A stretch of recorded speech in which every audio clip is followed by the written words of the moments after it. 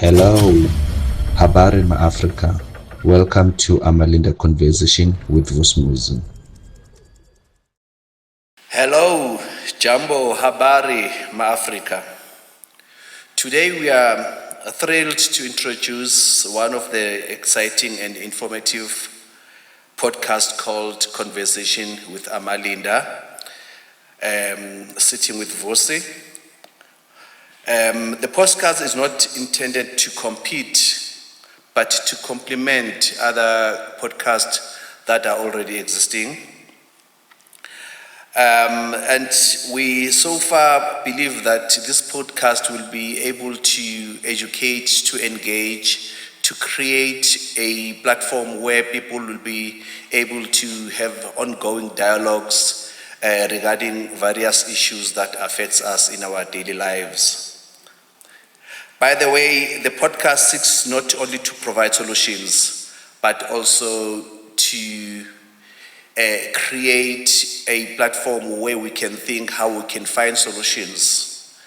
We're not here to answer every questions. We're not here to give direction to every problem, but we are here to say how can we find solutions collectively. The conversation with Amalinda will not be a one-man show. It's gonna be a show where we'll be inviting different expertise from different fields of life. People that will be able to share the information, accurate information, people that will be able to educate, people that will be able to guide us in terms of how we can better our lives. But how are we going to do that? We are going to invite people from different sectors. For example, churches. We want to know the churches, what's their role in terms of community development. We know that there are quite a number of people who go to church, people who believes in church, but what's the role of the church in terms of developing their own lives? But at the same time, we would like to know how the church responds to the issues of sexual violence. How does the church actually support the victims of sexual violence? Does the church have policy that speaks specifically to the sexual harassment issues? But we'll also be looking at how can we engage young people in terms of addressing the issues of unemployment. Young people who are dropping out of school. Those are the serious problems that we need to engage. What are the reasons that young people are dropping out of the school? But at the same time, looking at the issues of gender imbalance between men and women. How are we going to ensure that both boys and girls are given equal opportunities that will actually help them to grow, that will help them to better their lives? We have seen several times where there's a blame in our community, where young girls feels that opportunities are given to boys, but recently even boys are also blaming girls that opportunities are given to girls. There's a campaign in our country that is called Bring a Girl Child to Work. And several times you find boys making noise that we are left behind, we don't know what's happening, and it seems as we are suffering from our forefathers' punishments. But at the same time, we would like to engage with community members on the issues of gender-based violence in our community. Gender-based violence is a serious problem. It's a serious problem that right now young girls are not even comfortable to walk even during the day. Even if they are indoors, they lock doors because they feel like they are not safe. How are we going to ensure that they feel safe? Are we going to create a culture where we say we need to protect them? What do we mean when we say we need to protect them? Who is the protector in this case? Are we saying men and boys are protectors? Are we saying men and boys are providers? If that's the case, can we elaborate on that? What do we mean by that? What do we say about that man who's sitting right on the wheelchair? Are we saying he's no longer a protector?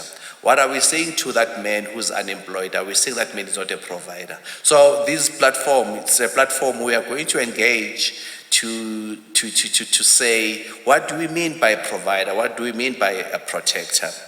But other things that we need to also to look at is the issues of accountability and the fairness. I know that there are quite a number of civil organizations who are very strongly speaking about fairness, accountability. But do they practice fairness? Do they practice accountability? Or it's something that they just preach but they don't walk, So how are we going to ensure that as much as they preach about the accountability, about the fairness, they also walk that? When we go to their spaces, we find that there's a fairness, there's a transparency, there's equal treatment of their staff members, of their members as well within the organization. So this platform, it's a platform that we have actually designed not only to fight amongst ourselves, but to say, let's admit we have a problem here, and this problem needs to be addressed. And for us to address this problem, we need to be sober-minded. We need to come collectively. We need to bring our expertise from different angles of lives. And this program is not only just for a South African. I know that we have friends, we have brothers and sisters beyond the borders. We are more than welcome because these issues are the issues that affect all of us. Recently, I know that in Africa, because of the President Trump decision of shutting down some of the fundings, it's a serious problem in our country. But again, I have a concern as individually that most of our professionals in the continent, you find most of them are working for civil organizations. Why with civil organizations? Simply because civil organizations are funded in Europe, and Europe are the one actually who influencing on how to live as an Africans. And at the end of the day, at some point, we end up even forgetting our culture and the ways of living. And by the way, when I say culture, I mean the culture of good culture, not the culture that seeks to oppress other people, but the culture that we used to know about it, where it says people shall share, people respect each other. Where is the respect now? It's gone because of the influence that came out of our continent that says there's no need to respect the elders. There's no need to respect certain people. So these are the things that we need to engage on. I don't have all answers, but I believe this platform is going to be a great platform for all of us to engage and say, let's find solutions together as Africans. I know by end of this introduction, because actually this is just an introduction purpose, and this introduction is another way of launching this podcast. I will be sharing some of the contacts. And I want to say, if you look at just behind me, it's Amalinda Consultancy.